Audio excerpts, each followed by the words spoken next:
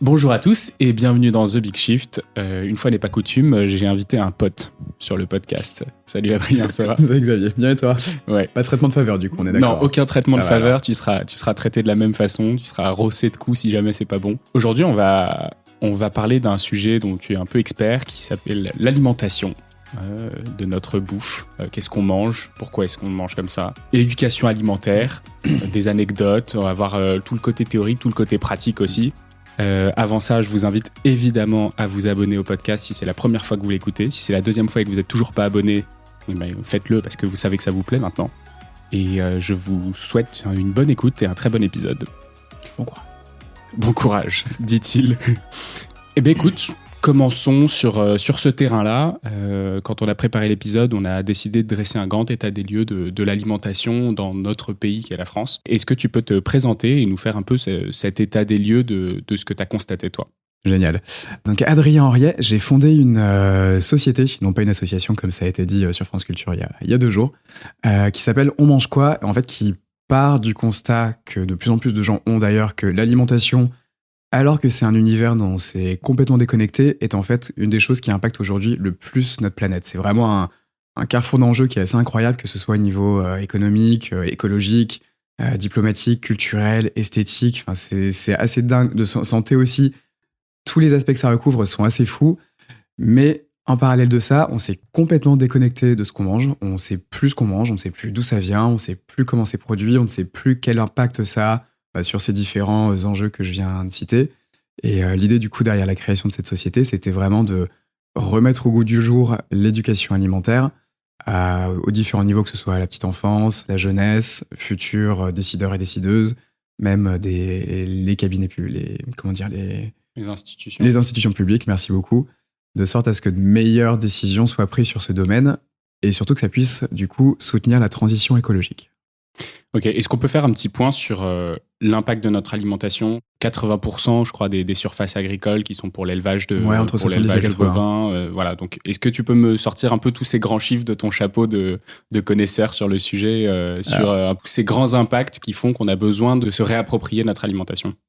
Ouais, bien sûr. Déjà, c'est quand même 3 repas par jour. Donc en fait, c'est à la base 3 votes quotidiens à travers ce qu'on mange.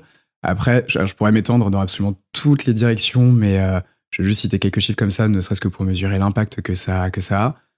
Au niveau écologique, tu viens de le citer, quasiment les 3/4, voire plus de la surface habitable de la planète sont utilisés pour l'alimentation, élevage, maraîchage également. Au niveau des émissions de gaz à effet de serre, c'est un des plus gros postes aussi mondiaux. Rien que l'élevage, en tout cas industriel, on équivaut à au moins 14,5%. Des émissions de gaz à effet de serre mondiales? Ouais. Tout secteur confondu. Tout secteur confondu. Sur l'ensemble des émissions de gaz à effet de serre, on attribue au moins 1/3 à l'alimentation. Selon certaines études, ça peut monter jusqu'à 40%. Et au sein de ce tiers, 30-40%, l'élevage est super mis en avant. On estime que c'est au moins 14,5%. Aussi, alors ça, j'aime bien le citer parce que c'est un chiffre dont j'arrive même pas à me rendre compte tellement il est énorme.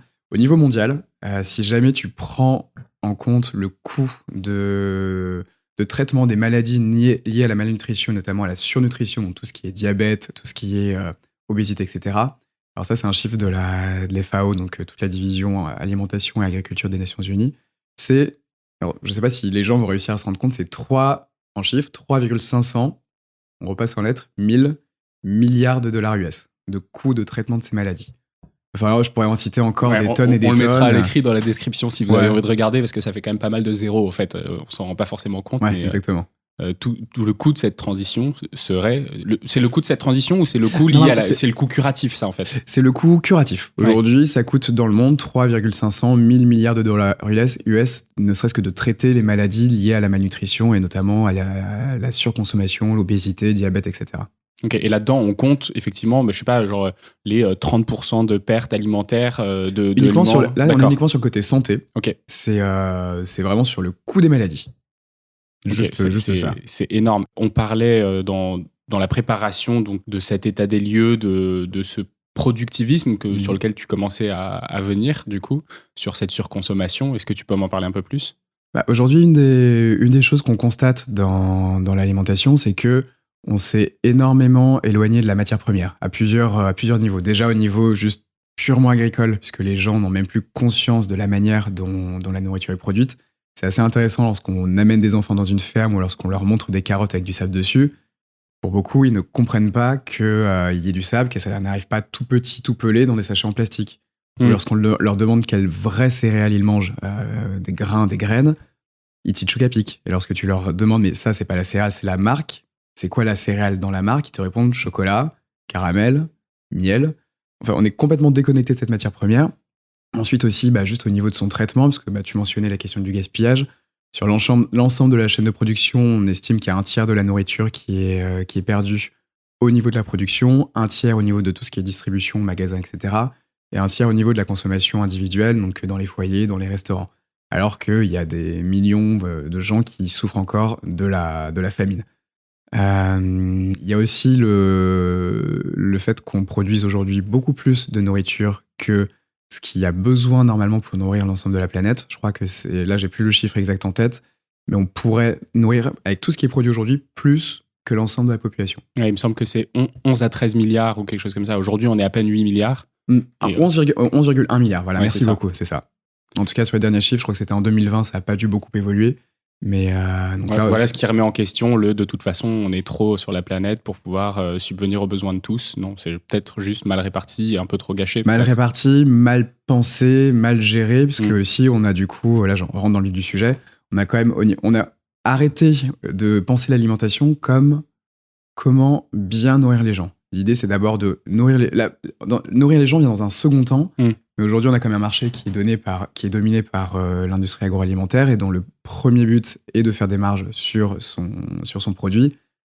La question de comment les gens sont nourris, est-ce qu'ils sont restaurés par leur alimentation? Est-ce qu'ils ont les nutriments nécessaires? Est-ce qu'ils ont la quantité nécessaire, la qualité nécessaire pour que ça ait un bon impact sur leur santé, mais aussi sur la planète et sur leur plaisir?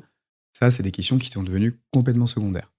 Ouais, et voire quasiment évacuées. C'est un bon parallèle avec un épisode que j'ai enregistré avec Perrine Hervé-Gruyer il y a quelques semaines où effectivement elle dit c'est un productivisme où on a eu besoin après la guerre de produire beaucoup plus pour faire revenir le pays un peu à un état stable, et c'est juste qu'il y a eu des dérives où on est passé du coup à de la monoculture, on a commencé à ajouter des insecticides, des herbicides, tous les cides en gros, et qu'on s'est retrouvé du coup un peu esclave de ce silotage de l'alimentation où on a l'industrie agroalimentaire d'un côté, les consommateurs de l'autre, et puis éventuellement la gastronomie et la restauration qui se parlent pas du tout. Est-ce que tu as un petit état des lieux aussi à faire entre ces trois grandes familles Tu viens de pas mal résumer en fait le problème de fond qui est ce problème du silotage. Alors là, on en a mentionné 3, mais au final, c'est bien plus que ça. En gros, tu as tout ce qui est production, transformation, distribution, consommation et tout ce qui est recyclage, compostage. Au sein de de ce cycle de vie alimentaire, tu as plusieurs milieux aussi qui cohabitent. Tu vas avoir la restauration collective, tu vas avoir la bistronomie, la gastronomie, la brasserie du coin, etc., etc. Mais aujourd'hui, alors qu'on se rend compte que l'alimentation peut être un des leviers les plus efficaces de la transition écologique, l'ensemble des secteurs ont beaucoup de mal à communiquer. Le monde paysan est complètement isolé. C'est quoi ce que tu appelles le monde paysan? Tous les hommes et toutes les femmes qui produisent notre nourriture, les gens qui sont vraiment sur la terre à faire pousser des légumes, des fruits, des céréales, des légumineuses, à élever nos animaux et qui font en sorte qu'on puisse manger de bons produits. Ils sont complètement sortis du débat public. Ils se retrouvent très souvent imposés à devoir gérer des règles qui viennent de la sphère publique, mais qui sont complètement déconnectées des réalités du terrain. La restauration collective, c'est un super bon exemple en ce moment aussi. Ils ont été parmi les premiers à mettre en avant la cuisine végétale par souci justement de soutien à la transition écologique. Mais aujourd'hui, quand on va sur le terrain, qui est quelque chose que je fais toutes les semaines, les chefs n'arrêtent pas de nous dire qu'ils ont beaucoup de mal à mettre en place parce qu'il y a beaucoup d'outils qui leur manquent pour permettre de faire que les étudiants comprennent pourquoi il y a aussi cette volonté politique. Le milieu de la gastronomie, lui, a été assez avant-gardiste sur la question des producteurs avec ces menus où il y avait le nom des légumes, de variétés anciennes, le nom du producteur ou de la productrice, la distance entre le restaurant et la ferme. Mais ils en sont un petit peu restés à ça. Le monde de la grande distribution, de son côté, fait des petites incursions parce que je pense qu'il y a quand même pour beaucoup d'acteurs une vraie volonté de faire mieux. Mais soit ils savent pas encore comment, soit ils sont encore trop frileux, soit il y a encore trop d'intérêts économiques qui priment. Et Intermarché avait fait cette opération des fruits et des légumes moches qui permettait de mettre en avant tous les produits qui normalement sont sortis du circuit agro-industriel parce qu'ils sont pas calibrés comme il se doit. C'est à peu près tout. Le bio commence un peu à augmenter en termes de surface, mais on s'est rendu compte en 2018, via une enquête du FC Que Choisir, qu'il faisait payer beaucoup plus cher que le cours du bio. Et Perrine disait aussi d'ailleurs que le bio était un peu en chute libre parce que les gens ne consommaient plus bio. Mais parce que les gens se rendent compte aussi du coût, que c'est très cher. D'ailleurs, c'est marrant parce que toutes les semaines, en parlant de bio, mais je mentionne sans pesticides, parce que bio et sans pesticides, c'est pas tout à fait la même chose, on pourrait y revenir. Très souvent, chaque semaine, quelqu'un, quel que soit l'âge d'ailleurs, ça peut être des enfants de 9 ans, hier c'était une petite fille de 6 ans, jusqu'à des adultes de 73 ans il n'y a pas si longtemps, qui te disent oui mais le bio c'est cher.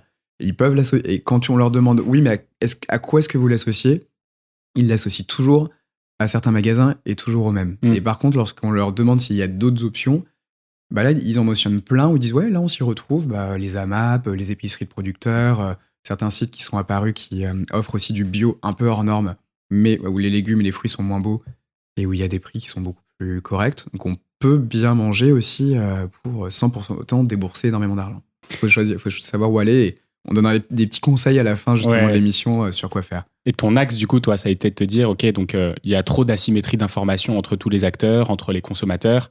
Donc, il y a besoin de revenir un peu à la racine, c'est-à-dire à l'éducation alimentaire. Ouais. Qu'est-ce qu'on mange et du coup, tu as créé onmangequoi.org, donc ta société d'éducation sur ce sujet-là. Est-ce que tu peux m'en parler un peu plus ? Alors, tu mentionnais le mot asymétrie. Ça, c'est un point très vrai. Mais avant ça, c'est même une profusion et une confusion d'informations. C'est que, quel que soit le secteur d'ailleurs, mais tout particulièrement l'alimentation, étant donné que c'est quelque chose de très très personnel, il y a la question des habitudes alimentaires, de la manière dont on a grandi, des choses qui font partie de notre folklore familial, régional, national, les phobies alimentaires qui ont pu se créer, etc. Plus la science, plus le militantisme, plus les modes de consommation, tout ça fait une espèce de millefeuille parfois très indigeste. Et l'idée, c'était en fait de détricoter tout ça pour retourner vraiment à la matière brute, avec cette question très simple, mais qui du coup s'est perdue. Comment bien nourrir le plus de gens possible. Voilà. Okay. Donc l'objectif de la société est assez récente, ça a commencé en mars dernier, ce sera un travail de toute une vie et sûrement de tout un siècle qui j'espère sera repris. Mais l'idée dans un premier temps, c'est de redonner à différents acteurs, soit au niveau privé comme au niveau public, comme au niveau individuel, les clés de compréhension de ce milieu.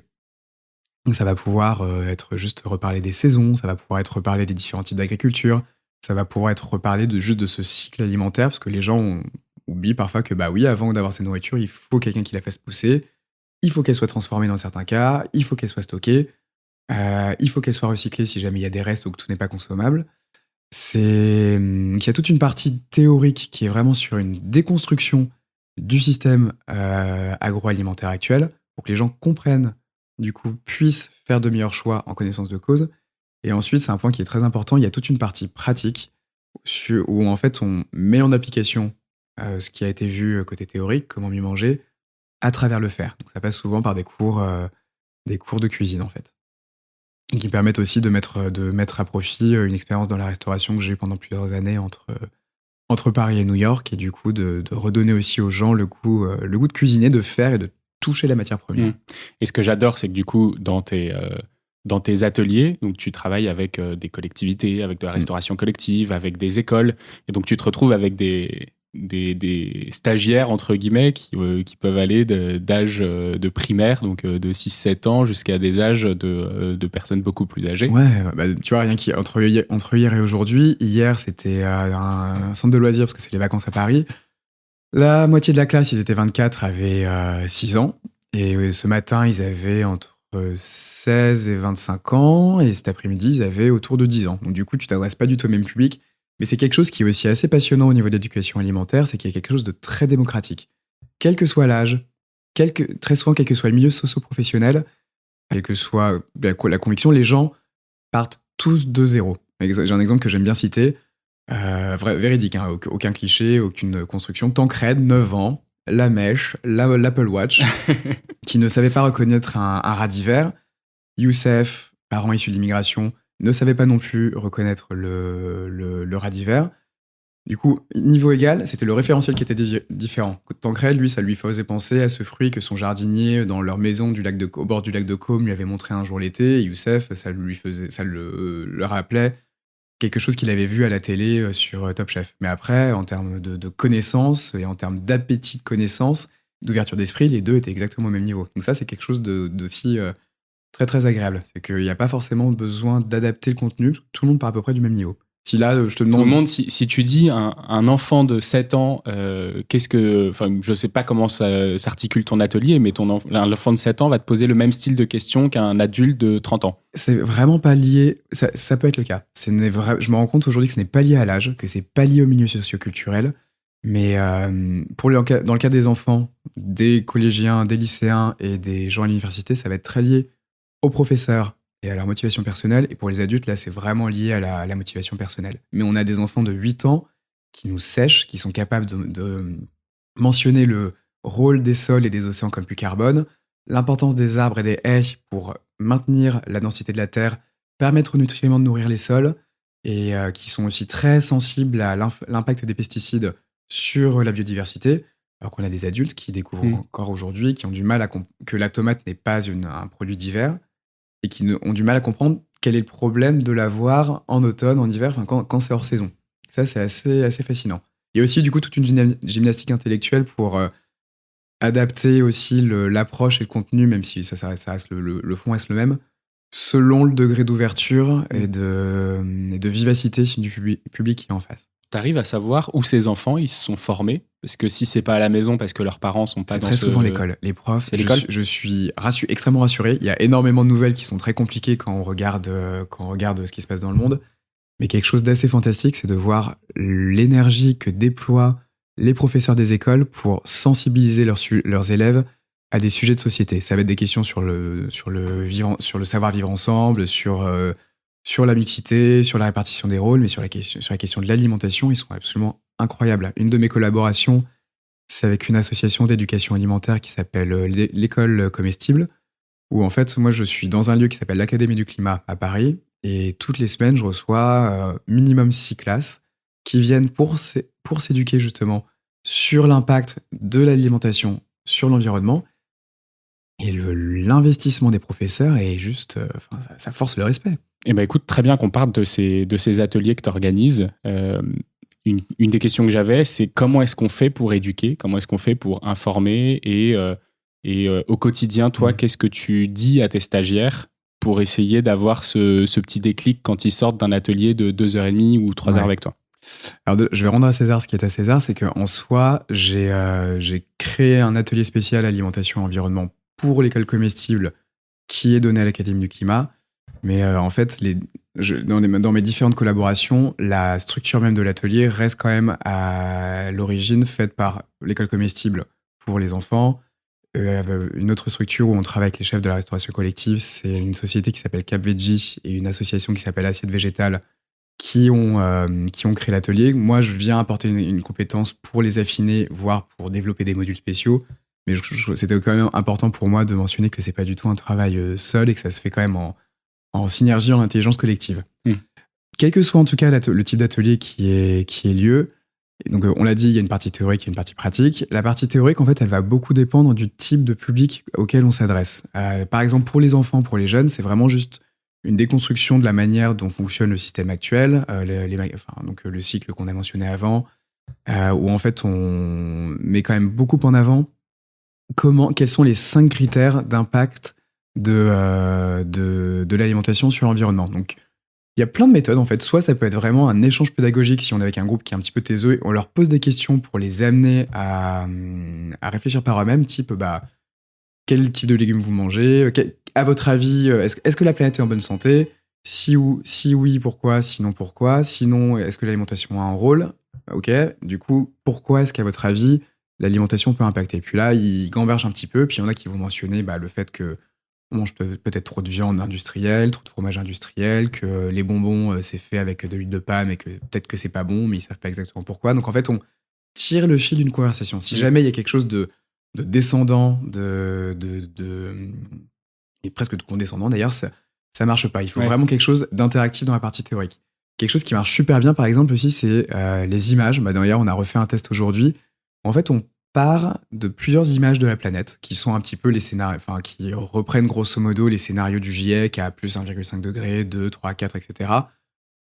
Très schématiquement, tu as d'un côté une planète qui est en très mauvaise santé, avec sécheresse, biodiversité qui s'est effondrée, beaucoup d'usines qui symbolisent les gaz à effet de serre, etc., etc. Et de l'autre, une planète où, au contraire, il y a de l'eau, il y a la biodiversité, il y a une nature qui est belle et qui est riche, il y a des forêts qui sont en bonne santé. Et donc, on leur demande, en fait, juste d'associer tout bêtement une image avec l'état de santé de la planète. Et aussi bête que ça puisse paraître, c'est pas toujours instinctif. Il y a des fois, ils se posent vraiment des questions. Ensuite, on met des mots. Il y a des images, il y a des grandes cartes avec des images type ça demande. Il y a peu de gaz à effet de serre sont émis. Ils doivent savoir du coup, ah bah tiens, est-ce que ça va être pour la santé de la planète ou contre la santé de la planète? Peu d'eau est utilisée pour la production des aliments, beaucoup d'eau est utilisée pour la production des aliments. Et donc c'est une carte par aliment et tu les classes un peu. C'est ça fait un peu comme une espèce de grande fresque. À la fin, tu as une table. Tu te retrouves sur un truc un peu fresque du climat dans le type d'atelier. C'est ça, version alimentation. Et la dernière strate, c'est ça part d'images d'aliments, des céréales, des légumineuses, de la viande industrielle, de la viande fermière, des produits ultra transformés, des sucreries, de la junk food. Et pareil, ils doivent du coup associer ces images d'un côté ou de l'autre et essayer de faire les liens entre les différents éléments. Et du coup, c'est génial parce que ça stimule plein de discussions entre eux. Il y en a un qui va, par exemple, dire que prenons l'exemple de la viande industrielle, que c'est pas important, que ça va pas avoir d'impact. Et ils se disent, bah si, regarde, là, il y en a tellement, puis regarde, c'est sous plastique. Et en plus, on a vu que ça pouvait dégager beaucoup de gaz à effet de serre, que ça utilisait beaucoup d'eau. Elle dit, ok, d'accord, mais du coup, est-ce que s'il y en a beaucoup moins qui est produit et qu'on en consomme moins, est-ce que c'est ok? Et là, du coup, tu as des discussions qui s'ouvrent et qui sont absolument géniales. C'est assez fascinant de les voir aussi s'emparer du sujet. Il faut justement laisser une forme d'autonomie, que les discussions se fassent spontanément et que ce soit pas toujours la personne, le formateur ou la formatrice, donc moi, qui soit absolument en maîtrise. Il y a un vrai côté responsabilisation Exactement. Pour que les données rentrent. Quoi. Ouais, c'est ça. Parce que tous les gens qui ont été en cours, ils savent, quand t'es pendant 2 heures comme ça à écouter quelqu'un qui dit quelque chose, ça rentre pas toujours. Alors que s'il se pose des questions, et ben là vraiment, t'as quelque chose qui est génial. Du coup, c'est quoi les 5 critères avec lesquels, les 5 critères d'impact avec lesquels ils repartent? Alors, les 5 critères avec lesquels ils repartent, c'est émission des gaz à effet de serre, parce que c'est le grand étalon pour le réchauffement climatique, évidemment. La mobilisation des ressources d'eau douce, parce qu'on sait que c'est une ressource qui est de plus en plus stressée et qu'il faut y faire extrêmement attention. Surtout en ce moment où ça fait 30 jours qu'on n'a pas eu de pluie en France. Et ça risque d'être un vrai problème justement pour la santé des sols et pour les cultures. Donc, deuxième critère, c'est l'eau. Le troisième, c'est la déforestation, donc qui est liée notamment à notre consommation d'huile de palme qu'on trouve dans énormément de sucreries industrielles. Bon, le Nutella que tout le monde connaît, mais même des choses. Il y a des fois, juste on regarde. Et moi, j'adorais les Ferrero Rocher. Maintenant, j'arrête d'en manger puisque je me suis rendu compte qu'il y avait de l'huile de palme dedans. Ça, c'est le troisième critère.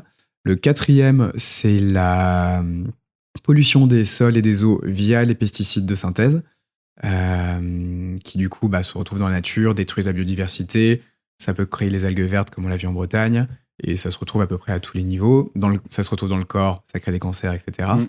Et le dernier point, là j'en ai cité 4, le dernier, c'est tout ce qui est effondrement de la biodiversité. Alors qui est notamment lié au premier, puisque dès qu'on dépend des pesticides, ça tue. Si jamais il y a plus d'eau, déforestation, parce que destruction des habitats. Exactement. Qui est un peu lié aux 4 autres. Quoi. Exactement. Mais il y a aussi une vraie particularité qui est que, tiens, si je demande aux gens là ce soir, ce soir, parce que il fait nuit pendant l'enregistrement. Si je demande aux gens leur plateau de légumes typiques de soirée, on va quasiment toujours avoir le même, quelle que soit la saison. Le chou-fleur, la carotte, le concombre, la tomate cerise et le radis rose. Il n'y a pas de courgettes? Moi j'ai rarement envie des courgettes en général, c'est un peu moins populaire, mais c'est souvent cette espèce de petit plateau rond ou pas de Sainte Trinité du coup, mais d'assemblage légumes classiques. En fait, il y en a tellement d'autres. Et ça, pareil, sur la question des céréales, si tu demandes aux gens quelles céréales est-ce qu'ils mangent, déjà, très souvent, ils te mentionnent les marques et non pas les céréales. Mais ils vont te dire le blé, évidemment, le riz, l'avoine, le maïs. Mais si tu leur demandes s'ils mangent de l'orge, du millet, du petit épeautre, du grand épeautre, du sarrasin blé noir, du quinoa, bon, c'est pas tout à fait une céréale, mais je vais quand même le compter dedans, du sorghum, du fexi, etc. Tout un tas Ok. d'autres céréales. Bon, il y en a une moitié que je connaissais pas, donc Voilà, très souvent c'est comme ça. je suis là pour apprendre aussi. Génial, c'est que ça marche. En fait, il y a aussi un effondrement de la biodiversité par notre alimentation parce qu'en fait, on ne consomme que les mêmes choses. Mm. Or, si on consomme que les mêmes choses, il n'y a que celles-ci qui sont cultivées et toutes les autres sont amenées à disparaître. C'est assez fascinant quand tu regardes, quand tu te plonges dans des archives du agricole, le nombre de variétés qui existaient avant la Seconde Guerre mondiale notamment et des dizaines d'années après la Seconde Guerre, mais c'est effarant, notamment aux États-Unis, ils avaient une richesse, un patrimoine culinaire alimentaire qui était mais juste phénoménal. Des variétés de pommes, de choux, de légumes, de fruits, de maïs, c'est encore plus au Mexique, absolument fantastique. Bah aujourd'hui, comme ça s'est énormément standardisé, et bah les gens, notre alimentation contribue énormément à l'effondrement de la biodiversité. Donc voilà, ça ce sont les 5 critères avec lesquels ils ressortent. Que ce soit les enfants, les adultes. Les enfants, les adultes. Ok, super intéressant. Et après, par exemple, lorsqu'on s'adresse à des chefs de la restauration collective, bah là, il y a aussi une mention du cadre légal, il y a aussi la mention de l'importance de leur rôle, il y a aussi le rappel du pourquoi de l'importance du végétal dans la création de leur menu au niveau économique, écologique, au niveau santé. Pour les décideurs publics, bah, c'est leur rappeler aussi toutes les études de la FAO, du groupe IPES Food, les rapports du GIEC, etc., qui mettent tous en avant l'importance du végétal et le pourquoi de cette importance. Et quand tu vas dans la restauration collective, sur Ouais. ces sujets-là, t'es bien accueilli ou est-ce que c'est plutôt des gens qui sont en mode ça fait 15 ans que je fais de la restauration collective, tu vas pas m'apprendre comment est-ce que je fais mon travail pour cuisiner pour 150 personnes tous les jours? Et 150 personnes, non, plutôt 1000 personnes. Ouais, Eh ben écoute, ça aurait pu être un risque. Et je vais être très honnête, et ça a été une vraie leçon d'humilité. Avant cette première formation, je suis arrivé avec beaucoup d'a priori. Déjà en disant, bon, ils vont voir un petit jeune arriver, ils vont pas être réceptifs. Mais surtout, on a un peu tous cette image, très triste d'ailleurs, de monsieur et madame Cantine qui met sa grosse louche dans le plateau et qui dit rien d'autre. Et à chaque formation, je me suis retrouvé avec des gens d'une finesse, d'un investissement, d'une empathie et d'une générosité assez bluffante. Eux, ils avaient justement ce qui manque aujourd'hui au secteur de l'alimentation en général, qui est la question de que les gens mangent bien. Et donc, en fait, sur plein de sujets, ils étaient super alertes, super enthousiastes, super ouverts et preneurs de n'importe quelle information pour les aider à améliorer leur pratique, de sorte à non pas seulement nourrir, vraiment j'insiste encore sur ce point parce que cette distinction est essentielle, mais sur bien nourrir. Que les gens, que ce soit à la fois bien au niveau écologique, ils avaient déjà cette sensibilité, au niveau santé, pour évidemment que les gens aient les fibres, les nutriments, tous les apports nécessaires pour bien vivre, pour qu'ils aient un microbiote qui soit en bonne santé. Ils étaient même capables de faire des liens entre les études récentes sur la santé mentale et l'état de l'intestin lié à ce qu'on consomme. Et aussi, ça c'est très important, sur le côté plaisir. Il veut que les gens soient contents de ce qu'ils mangent. Et toi, tu fais une grosse différence entre se nourrir et se restaurer? La question de la restauration, alors j'ai plus les définitions latines en tête, mais en fait, il y a dans le côté juste de s'alimenter, il y a quelque chose de très mécanique. Tu t'ingères, t'avales, basta. La question de se restaurer, c'est se faire du bien au corps, c'est se faire du bien à l'esprit. Ton aliment, je cite Hippocrate, ton aliment est ton premier médicament. Donc selon ce que tu vas manger, la gueule de bois est un excellent exemple. On a tous ce réflexe post-gueule de bois de vouloir se faire un truc bien Massif, gras, bien lourd, ouais. bien massif. C'est pas ce dont le corps a besoin. Et on le fait en ce moment avec un ami où on se pousse les quelques fois où ça nous arrive encore d'avoir quelques fois passé la trentaine, d'avoir un peu trop abusé la veille, de se faire un repas vraiment sain. Alors certes, sur le coup, le plaisir est pas aussi agréable que lorsque tu as 3 couches de fromage fondu et de la friture dans tous les sens, mais vraiment en termes de récupération et de sensation après, c'est absolument incroyable. Ouais, entre s'alimenter, entre juste manger et se restaurer, ça n'a rien à voir. Et ça, c'est un atelier du coup que tu fais donc avec les jeunes, avec les moins jeunes, avec la restauration collective. Tu fais donc cet atelier avec les cartes aussi, la petite fresque avec la Pour le restauration moment, là, collective. avec les cartes, c'est uniquement avec les enfants, Ok. pour le coup. Et du coup, vous passez à la pratique après. Et après, on passe à la pratique, c'est la deuxième partie de l'atelier. Donc, on illustre en fait cette partie théorique grâce à de la pratique. Parce qu'au final, on aura beau passer tous les messages qu'on veut, en fait, quand les gens font goûte, il y a un truc qui se passe qui est Mm. assez incroyable. On va pouvoir citer la restauration collective, comme l'enfance, comme les collégiens, comme les lycéens, ou même comme les élus. On a tous certains a priori, des aliments qu'on va pas forcément vouloir aimer, ou des préconceptions sur tel ou tel sujet. Et le fait de faire une recette qui met en pratique tous les concepts qui ont été dits, pour éviter de remplir les 5 critères, donc éviter d'utiliser trop d'eau, éviter de dégager trop de gaz à effet de serre, dépendre des pesticides, de participer à l'effondrement de la biodiversité et de favoriser la pollution des eaux et des sols. C'est aussi, et c'est un point qui, je pense, qui n'a pas encore été abordé, qui est très important. Ça permet aussi de montrer que la transition écologique, que prendre soin de la planète, prendre soin de soi, c'est aussi synonyme de joie, de plaisir, Mm. de moments collectifs et de quelque chose de très agréable. Il y a aussi dans le discours ambiant, j'ai l'impression, et c'est peut-être un sujet que tu as eu avec d'autres invités, il me semble d'ailleurs, sur ce côté peut-être très terne, limitant, donc terne de tout ce qui est de tout ce qui est transition. On a l'impression qu'on nous enlève des choses, qu'on se retrouve dans un monde qui est réduit, alors que la cuisine est un excellent exemple pour montrer qu'au contraire, c'est tout un univers d'une richesse absolument phénoménale qui s'ouvre au niveau des goûts, des textures, toutes les épices qu'on apprend à redécouvrir, toutes les herbes aromatiques de saison qui tout à coup qui viennent alimenter une palette, toutes les variétés de légumes, de fruits, de céréales, de légumineuses, et même au niveau de la viande. On doit évidemment apprendre à en manger beaucoup moins. En tout cas, au niveau des émissions de gaz à effet de serre, et de l'utilisation d'eau, moins on en mange, plus on est efficace. Mais beaucoup moins manger, notamment industriel, pour ensuite redécouvrir très occasionnellement ce que c'est qu'une bonne viande. Et c'est incroyable. Et tu vois la réaction des enfants, des chefs, des élus. À chaque fois, c'est pareil. Là, en ce moment, je développe une recette de tempura de graines et de légumes de saison.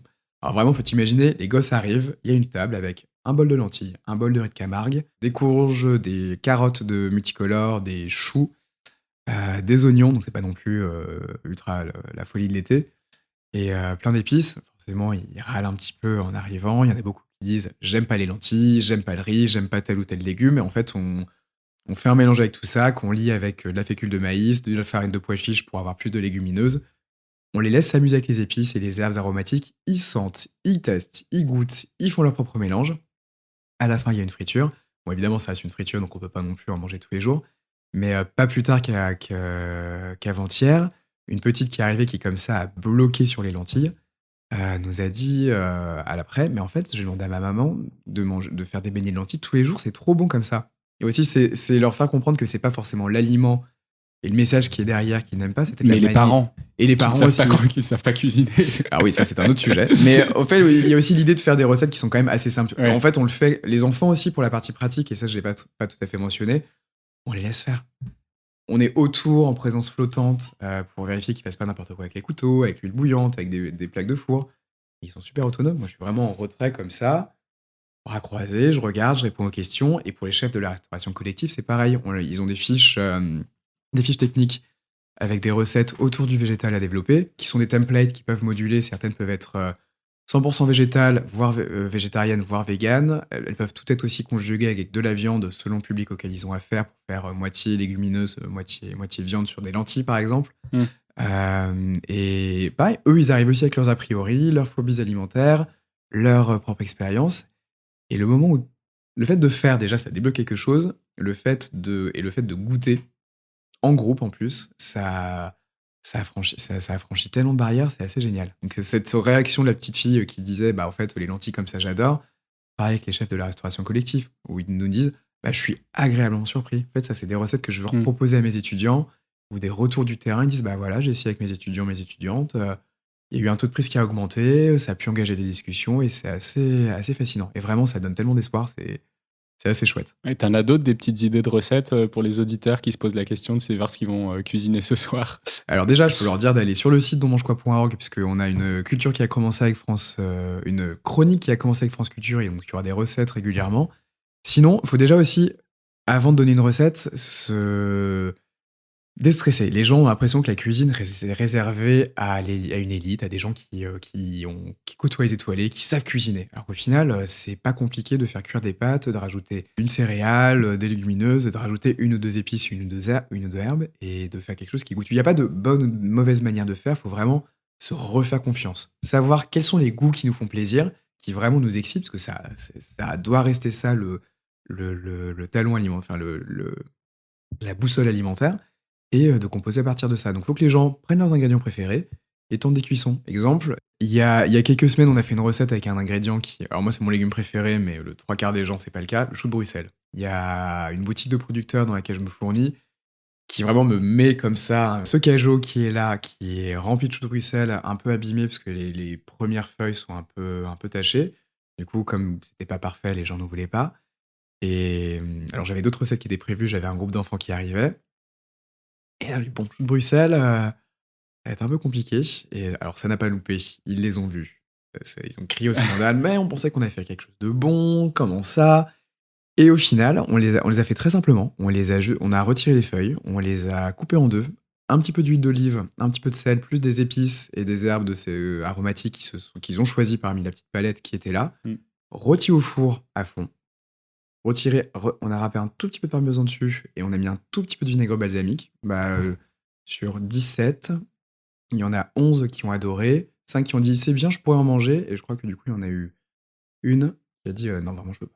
Alors que le consensus à l'entrée, c'était 17 sur 17. Ah bah 17 sur 17, ouais. c'est hors de question, je refuse, scandale quoi. J'adore. On a frôlé les meutes. Parlons de ce que les gens aiment ou n'aiment pas. Il y a des nouvelles tendances de manger. Alors, je te parle pas des grands épeautres, petits épeautres, mais plutôt des viandes végétales, des marques comme La Vie ou comme Apivore ou Beyond Meat, Impossible Beyond Meat, Food, etc. Tout cela. Qu'est-ce qu'on doit en penser?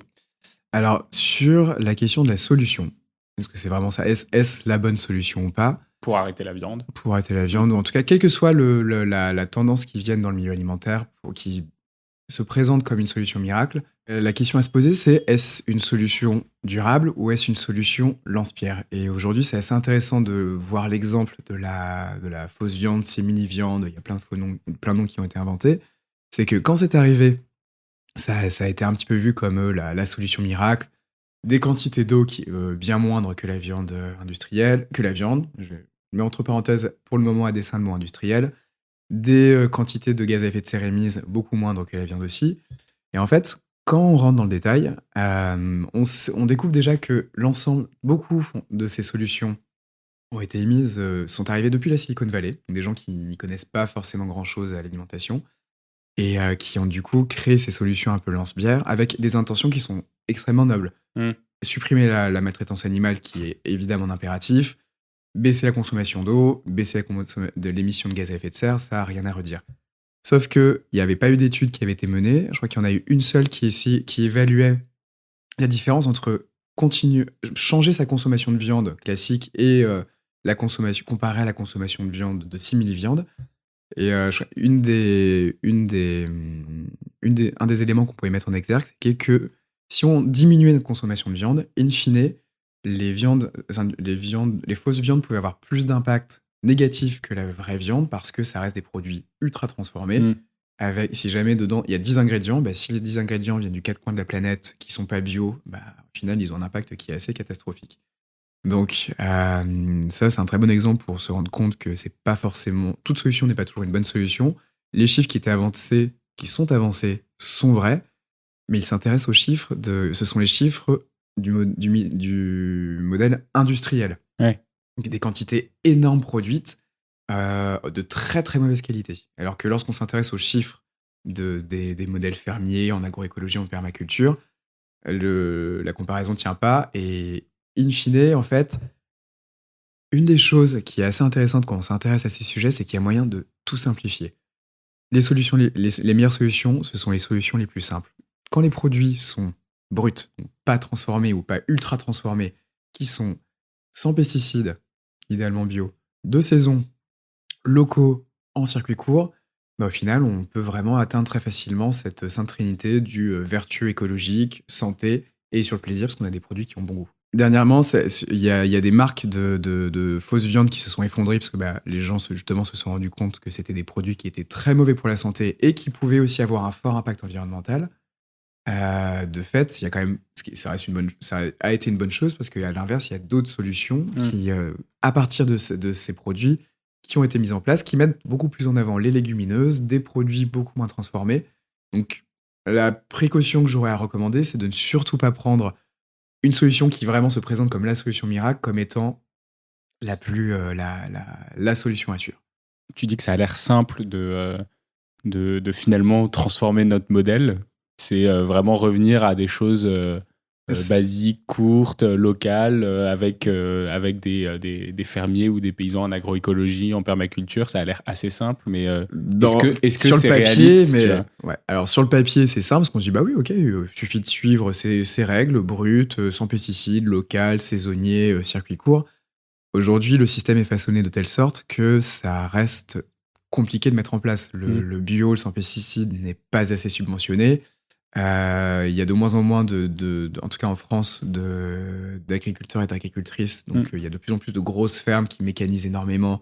Et du coup, Ça, c'est un des sujets qu'on a beaucoup évoqué avec Perrine, Perrine, notamment. ouais. Ouais. Donc, Et du les coup, subventions de la PAC, qui sont des subventions à l'hectare, ou au ouais. mètre carré, et qui du coup ne permettent pas à des petits producteurs d'en bien en vivre. C'est très décrié. Il y a eu un article passionnant dans le New York Times d'un Américain qui disait ce système qui est censé subventionner l'agriculture est en fait une condamnation de l'agriculture européenne. C'est assez fascinant. Ce qu'on appelle les IA, les grands acteurs de l'agro-industriel, sont aussi présents. C'est, je pense, pas très malin de demander à des Carrefour, des Monoprix disparaître du jour au lendemain. Le système, il peut être changé à plein d'échelles, en fait. C'est pas une seule grosse action qui va tout transformer, c'est plein de mini-actions dans tous les sens. On parlait au tout début de cette ultra-fragmentation, de ce silotage, c'est le mot que tu avais utilisé, du milieu alimentaire, gastronomie, restauration collective, éducation alimentaire de l'enfance, bistronomie, distribution, etc., etc. Chacun, en fait, a une part à jouer pour essayer de tendre vers un meilleur système. Il faut que... Prenons quelques exemples. Ce serait génial que l'industrie agroalimentaire, que la grande distribution abandonne cet ultra calibrage des fruits et des légumes. Ça réduirait énormément les pertes. Ça ferait plus de rémunération aussi pour les producteurs.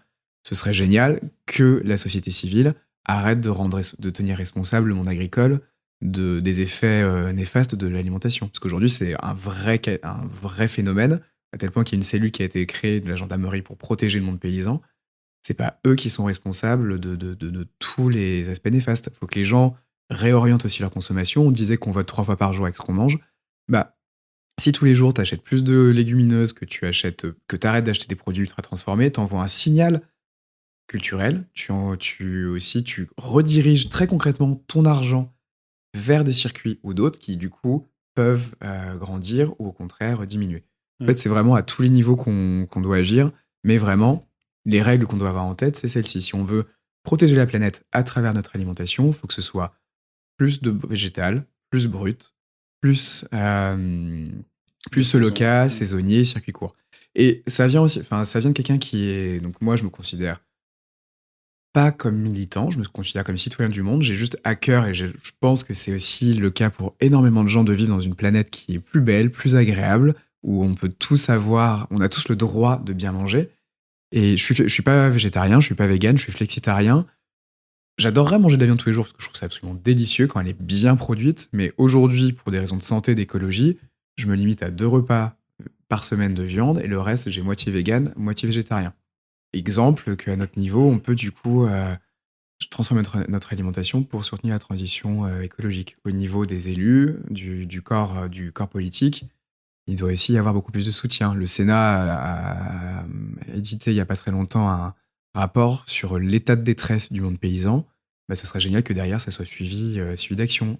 Il y a des résistances à faire face au dysfonctionnement de la PAC. Il y a un soutien à apporter à un type de paysannerie qui permettra de restaurer la planète. Il y a besoin aussi de créer des cellules d'écoute entre le monde politique, le monde scientifique et le monde de la distribution. Le CNRS a aussi publié une étude il n'y a pas très longtemps, relayé une étude, sur la possibilité que d'ici 2050, une Europe qui est une agriculture, un modèle agroécologique, donc avec rotation des cultures, diminution de l'animal, augmentation du végétal, en face sur la compatibilité entre les différentes variétés, permet de nourrir l'ensemble du continent, de tendre vers la souveraineté alimentaire et de aussi recréer du maillage économique, écologique, culturel, social au niveau ultra-local. C'est hyper intéressant. Comment est-ce que du coup, tu vois dans le futur l'alimentation de quoi on se nourrit en 2030 en France si on suit un peu ton schéma? Si on suit ce schéma, en fait, on pourrait partir dans toutes les directions, mais si on suit ce schéma, Est-ce qu'il y a des légumes qu'on retrouve, tu vois, qui ont été abandonnés ces 30 dernières années? Ça, c'est... Est-ce qu'en fait, nous, en tant que Parisiens centraux, bah, on ira quand même faire nos courses dans une AMAP on aura tous notre AMAP de quartier à 100 mètres de chez nous? Est-ce que, je sais pas, les Super U, les Intermarchés, les Monoprix arrêtent de vendre des légumes parce qu'en fait, c'est la primauté de producteurs qui viennent et qui sont en local? Parce que du coup, même si tu veux manger plus de légumes, quand tu vas dans ton supermarché de quartier, c'est difficile de savoir s'ils viennent, s'ils sont locaux, même s'ils sont de saison. Donc, tu vois, comment est-ce que ça pourrait être si on a un exercice de prospective utopique un peu Voilà, alors sur l'utopie, on pourrait aller dans tous les sens. Mais alors, en supposant qu'on ne mette pas de côté tout ce qui existe aujourd'hui, moi j'ai cette espèce de fantasme où au final, les grands magasins deviendraient des temples du bien manger où tu aurais des légumes et des fruits moches, une emphase sur les produits bruts. Parce qu'aujourd'hui, il faut quand même se rendre compte qu'en France, dans les supermarchés où plus de 9 Français sur 10 font leurs courses quotidiennes, il y a plus de 7 produits sur 10 qui sont ultra transformés. Quand on va dans les rayons, c'est plein de trucs dans des boîtes avec plein d'ingrédients différents, etc. Et tout ce qui est brut, tout ce qui est bon, tout ce qui est sain, tant pour le corps que pour la santé, que pour la planète, c'est en minorité.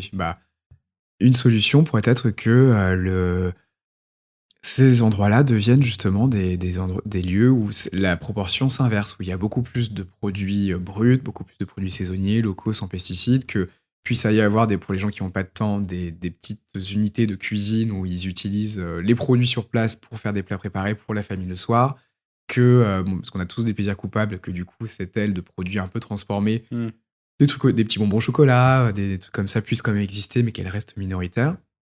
Après, il pourrait encore y avoir plein d'exemples. Il y a quelques modélisations qui existent, et justement, une d'entre elles, qui est faite par l'IPES Food, qui est un groupe d'experts sur l'alimentation rattaché aux Nations Unies. Une de leurs orientations illustre un petit peu la confusion que j'ai à répondre, c'est que ça peut être chaotique. C'est qu'il peut y avoir tellement d'initiatives dans tous les sens, de gens qui s'emparent du sujet pour permettre à leur ultra-localité de bien manger, que les solutions peuvent être ultra diverses. Tu mentionnais à tous les coups le 20e, il y aurait que des AMAP parce que il y aurait une ferme à côté qui propose un approvisionnement conséquent. Le 12e, à tous les coups, il pourrait n'avoir que être un arrondissement test où tous les supermarchés transforment leur modèle pour vraiment remettre au centre le bien manger. Mais ça amène quand même d'autres transformations. Tu peux pas être juste sur la transformation de la nourriture, parce que tu vois, non, si tu es dans un temple du bien manger et que tu as du produit brut, ça implique que tu passes plus de temps à faire tes courses et plus de temps à faire ta cuisine. Ouais, ça implique que tu changes ton emploi du temps, parce que du coup, tu vas faire moins de choses que tu as l'habitude de faire pour passer plus de temps dans ta cuisine et pour manger. Ce sont des changements de vie qui sont bien plus conséquents que juste l'alimentation. Ça, complètement. Il y a un incompressible, c'est que si on veut bien manger, il faut prendre du temps. Alors c'est intéressant parce que c'est pas forcément. On met souvent l'axe sur l'argent, alors que lorsqu'on s'intéresse à l'économie d'un panier, selon là où on se fournit, on l'a vu un peu tout à l'heure, tu peux très bien manger sans avoir à débourser plus. Il y a des endroits où le bio est trop cher. Mais la question, c'est d'avoir le temps d'aller dans les endroits où ça va pas forcément coûter un bras, et ensuite de transformer toute cette matière qui va être meilleure pour la planète, pour ta santé. C'est en effet un incompressible. J'ai un exemple que je trouve assez fascinant, c'est un ami qui était avocat, et il avait une affaire d'une mère qui avait volé à l'étalage pour pouvoir nourrir ses filles, et parce que pas assez de revenus pour pouvoir nourrir ses enfants. Et le juge a un peu rentré dans le détail des dépenses du foyer, et à un moment a été surpris de constater que la mère venait d'acheter 2 iPhones du dernier modèle, plus 2 assurances à leur fille. Donc quand même, on cumulait plusieurs milliers d'euros. Et de dire, mais en fait, je ne comprends pas, vous volez de la nourriture, vous ne pouvez, parce que vous dites que vous n'avez pas d'argent pour en acheter, mais à côté, vous achetez le téléphone dernier cri le plus cher du marché, et des assurances qui vont avec. Et la mère ne comprenait pas en fait l'échelle des valeurs. Donc en effet, il y a aussi tout ce système où on se dit qu'est-ce que notre alimentation? Bah, ça reste quand même encore une fois notre premier médicament. Ça reste un des premiers moyens de prendre soin du monde dans lequel on vit. Ça reste aussi un des premiers moyens de créer du lien social parce qu'on peut faire la cuisine ensemble. On peut, on peut partager les repas ensemble. C'est là où il y a des espaces de discussion qui se créent pour aborder n'importe quel sujet. Bah, sur quoi est-ce qu'on met l'accent? Est-ce qu'on veut passer notre temps à zapper Netflix et à avoir notre nourriture qui est pas très bonne, qui est livrée, donc quelque chose quand même un milieu un peu stérile, ou réutiliser ce vecteur pour avoir un monde qui est beaucoup plus riche? Mais en effet, du coup, ça demande de revoir sa propre échelle de valeur. Est-ce que je veux avoir plus de temps pour zoner, être juste qu'on me foute la paix, être tranquille? Est-ce que je veux avoir du temps pour ne faire que du sport? Est-ce que je veux au contraire reprendre un petit peu le contrôle sur ma maison, et par ma maison, j'entends la maison planète, sur la santé de mon corps, sur mon plaisir? Là, il n'y a que les gens qui peuvent décider. Et c'est aussi un des éléments très intéressants du coup de toutes ces formations, de ces expériences de terrain, c'est de se rendre compte qu'après avoir fait, après avoir entendu tous ces aspects théoriques, après avoir fait ces ateliers, après avoir goûté et partagé un repas en groupe, bah, il y a quand même beaucoup, alors ce sont des paroles, mais en tout cas ils ont l'air assez sincères, qui nous disent mais en fait, ouais, j'ai envie de faire attention. Un exemple que j'adore, avec l'école comestible à l'Académie du Climat, on a un partenariat avec une association qui s'appelle Impulsion 75, qui forme des jeunes de quartiers de banlieue assez difficiles à devenir des coachs sportifs. Ils retournent ensuite dans leur quartier pour diffuser des valeurs de bien-être, de santé, alors que ce sont des quartiers qui sont très touchés par le surpoids, le diabète, parce que très mauvaise alimentation. Et il y en a un qui est revenu il n'y a pas très longtemps pour refaire un atelier et qui s'était présenté la première fois comme très réfractaire. Bah non, moi je mange McDo toutes les semaines. Franchement, manger des légumineuses, des céréales, plus de légumes, ça m'emmerde. Et la dernière fois, à la fin de l'atelier, il vient me voir un peu timide, dire en fait, je voulais vous dire, vous vous souvenez, la dernière fois, j'avais dit que je mangeais beaucoup McDo. Bah là, du coup, maintenant que j'ai compris l'impact sur la planète, bah, j'ai décidé de moins y aller. Et surtout, maintenant que j'ai goûté d'autres choses, je me rends compte à quel point il y a bien meilleur ailleurs. Et en fait, des exemples comme ça, il y en a tous les jours. Je fais partie d'une équipe de rugby. Donc, quand même, il faut se dire, beaucoup de gaillards, ça aime sa viande à la troisième mi-temps après l'entraînement. C'est clair. Et bah, quand je suis arrivé, le pique-nique, c'était toujours la charcuterie, premier prix, rose fluo, nacré, enfin limite le truc, dès que tu ouvrais la barquette, ça se mettait à marcher tout seul. Et je me suis dit, bon allez, pour essayer de compenser un peu l'empreinte de l'équipe, je vais faire au moins un pique-nique par mois que je vais faire végé, voire vegan. Et ils sont trop contents, ils disent mais ça nous fait trop du bien, on a redécouvert le goût des tomates, on se sent vachement bien après avoir mangé. Je trouve plein de moyens de mettre des protéines avec les légumineuses, avec un mix légumineuses céréales, avec des œufs, avec du fromage. Et ils sont super contents après. Et des anecdotes comme ça, il y en a tout le temps, encore une fois, avec ce groupe de jeunes. On avait préparé des sandwichs sportifs avec suffisamment d'apports protéiques pour qu'ils puissent développer leur masse musculaire, mais qui respectent les enjeux environnementaux. Et il y en a deux qui mangent, qui tirent une drôle de tête, et je me dis, ça va pas passer. Et donc je les prends à partie en disant, bah, est-ce que vous pouvez nous dire du coup ce que vous n'aimez pas? Et elles se regardent un peu bizarre. Et, bah non, en fait, moi j'ai pas mangé de légumes depuis 10 ans, et là c'est un goût de paradis. Je m'attendais pas à ce que ça soit aussi bon.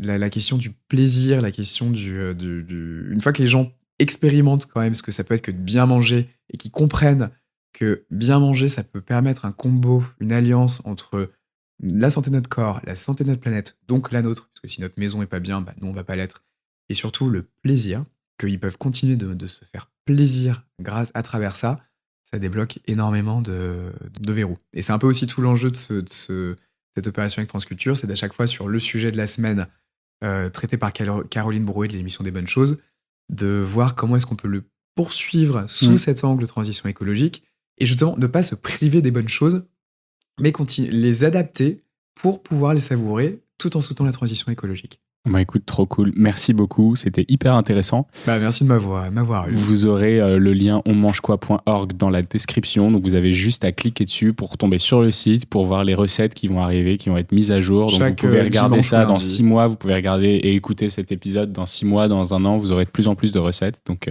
allez vous inspirer. J'ai déjà goûté à la cuisine d'Adrien, je peux vous assurer que en festival effectivement, c'était quand même assez incroyable tout ce qu'il a réussi à faire à 3/4 d'heure de tout.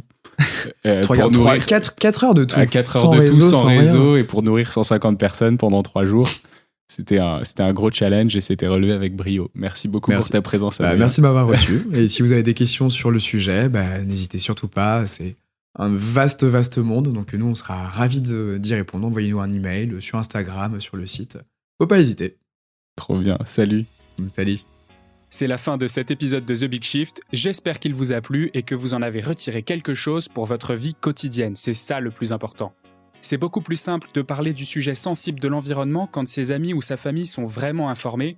Alors partagez le plus possible The Big Shift, ça aidera tout le monde. Et si vous avez des questions, des sujets que vous souhaitez qu'on aborde, des invités que vous voulez entendre, ou tout simplement que vous voulez qu'on discute de cet épisode, envoyez-moi un message sur LinkedIn. The Big Shift est produit par Echoes Studio. Si vous avez un projet audio, contactez-nous sur www.echoes.studio. Merci d'avoir écouté jusqu'au bout. Je vous retrouve très bientôt pour un nouvel épisode.